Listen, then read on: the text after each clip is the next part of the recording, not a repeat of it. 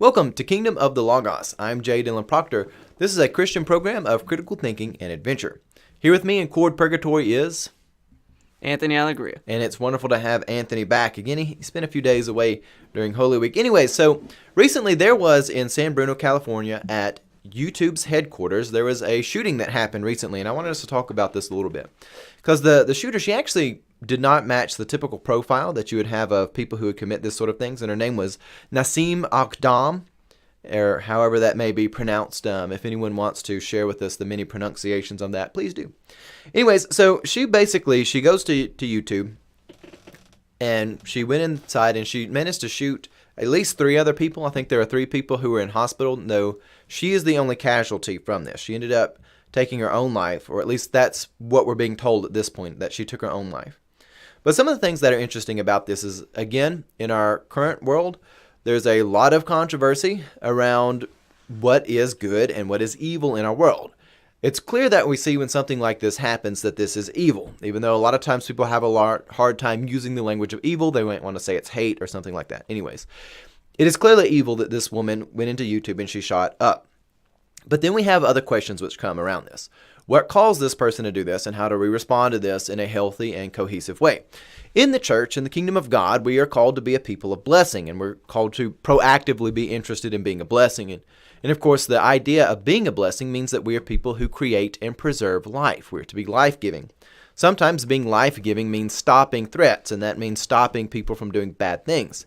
In a situation like what happened at YouTube, it was a gun-free zone. I'm not sure that they had any. It doesn't appear that she was stopped by armed security. It appears that she took her own life.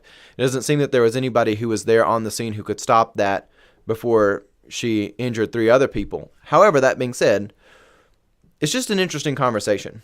Anthony, what are your thoughts on this when we've initially heard about this most recent incident?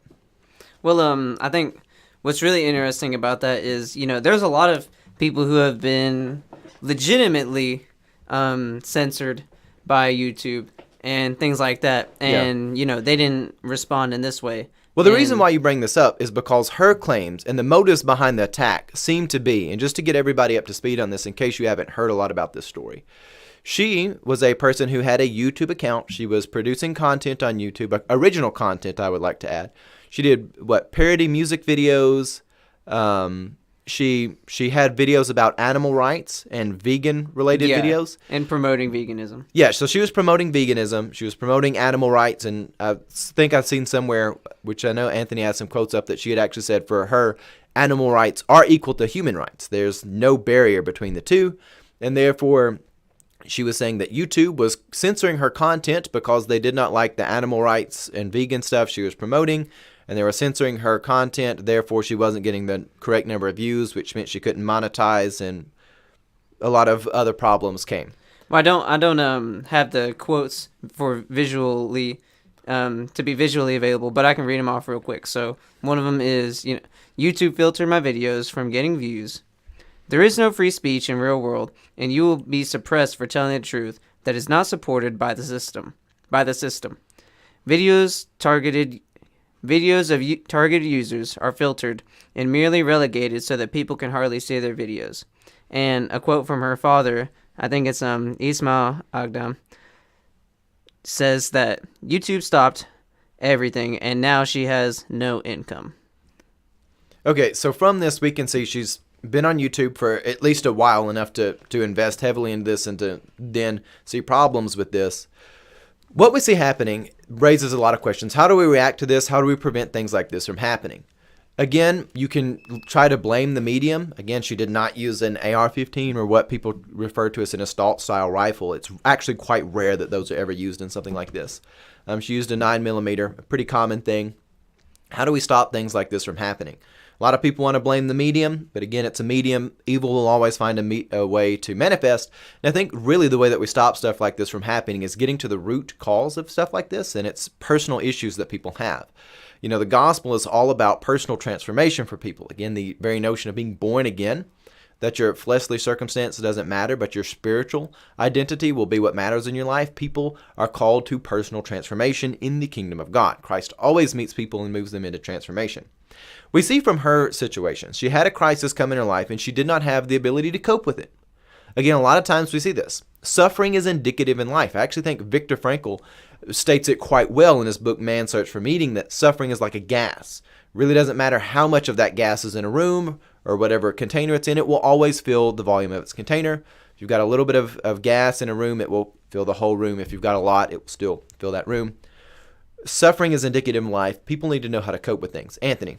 Well, how she coped with it was certainly an issue. But I think one thing that's interesting is like, how she attributed, what she attributed the reasons to be. Maybe, I don't know all the details or whatever. I don't think that YouTube has released a statement saying why they've demonetized her channel. But I will say that I think a lot of the system is behind promoting things like animal rights and veganism. I don't think that any of the system is opposed to something like that. Yeah. And, she's quoted here saying that, she's a targeted user and that she's being suppressed because, her truth isn't supported by the system. But I don't see that to be true at all, especially in somewhere like, where did you just say, San Bruno, California? Yeah, San Bruno, California. I do not find that to be a realistic claim at all. Well, either way, what we see happening here, I'm not going to spend too much time on YouTube side of this because I don't have enough evidence to make an articulated stance on that. However, from what we know of her, she obviously had some issues coping with what she felt like was an attack upon her. People need to be taught how to deal with this. We live in this world where everybody's like hypersensitive of bullies. Bullies are in the world. And sometimes they're active bullies, sometimes they're passive bullies, sometimes it's just institutions or bureaucracies which seem to want to crush the individual. Sometimes it's stuff in your own life which want to crush you. There's always stuff that's going to try to crush you in life. And as the people of God, we need to teach one another how to deal with this. Suffering's indicative. You've got to learn how to overcome it. But back to the whole issues of the red flags before this. You actually talked to the police a few hours before this happened. I think it was right at 11 hours before she went into YouTube and she started shooting up people. She had actually been reported missing, and the police, they went and found her in her car and they had a conversation with her. And again, they didn't see any red flags then, but I mean, it was obvious that she had been missing.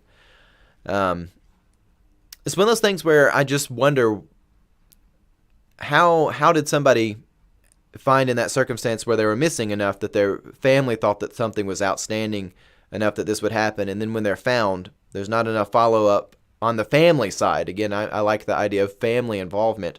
Why were they not spending enough time with her like, hey, you just went missing, and it was so outstanding that we had to call the police on you? Why, within 11 hours, is she going from being found to shooting up a place? Yeah, I agree that if there was somewhere that could have been improved upon, I suppose it would have been in the family involvement. Because honestly, thinking about like the cop's position here, it's not like she was, again, this hasn't been reported, so it may have happened, but it's not like she was, making open threats about coming onto some campus to shoot up YouTube or anything like that, or otherwise openly displaying antisocial behavior like we've seen in the past where authorities have ignored that. So honestly, I can't really blame the police department for that, because if I found someone who was reported missing in their car one morning, I'd be like, all right, they're having a rough time. I would not suspect them of going to commit some sort of shooting afterwards for sure. Yeah, I can't blame them for that. I wouldn't either. But again, my thoughts are just from the family side point. It was so outstanding to you that it merited reporting her missing, but then not even a half a day later, which again, the time frame of this, how are they not still in her presence? Anyways, again, I'm not placing too much blame on the family because I don't know enough of the circumstance, though if blame and merit is due there, then we should have peace for them, and by peace I mean we should bring justice and say, look, we need transformation. We should deal with this rationally. We don't put undue blame and merit, but we put merit where it's due. Anyway, so as we come to this conversation, it really leaves us with the point, well, how do we deal with these situations where there's clearly evil that's gone on? What do we do?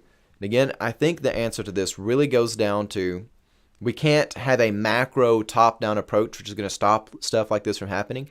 It has to be at the local level, at families dealing with this. It has to be at the local level where when law enforcement actually get red flags, like what we've seen in Florida with the Parkland shooting, people need to follow up on those, and families need to be involved in building good moral architecture within their family structure and giving people the mechanisms to actually cope. I think the veganism thing is also quite interesting. I've been saying for a long time that the vegan whole vegan mentality and animal rights thing is a religion with more devout followers of that religion than perhaps even most Christians are devout in their own faith. We see what happens here is, again, she has a moral architecture built around these things. You can already see the moral conviction when she makes the statement, animal rights is equal to human rights for me. There's moral conviction in that. And she has moral conviction about what she's doing online, and she feels like that's been rejected, and it takes people to a place of great chaos. So we need to see the red flags of that. And again, we need to move away from all of these crazy, incoherent, secular religions. And by secular, I mean they do not have God at the center of them. They have other things placed there as transcendent. We need to get back to actually having good, solid moral architecture, which comes from God, which puts God at the role of being transcendent and moves from there. Well, do you have any final thoughts on this conversation, Anthony? No, honestly, I just thinking about this it's very, very interesting to me that someone who would seemingly be so far liberal to be to name it, but someone who would seem to be so far liberal would take such means like this. Yeah. And it just it's very interesting to me. And like you said, it is very religious as well, or zealous. Zealous would probably be the best way to term it. But it's a very, very zealous thing to happen. Yeah, and on that note, I know I said I was going to wrap up, but my final thoughts are faith and religion are not the same thing. Yeah. Anyways, stick around. Enjoy our content. Please subscribe to our channel. We thank you so much for joining us here at Kingdom of the Logos.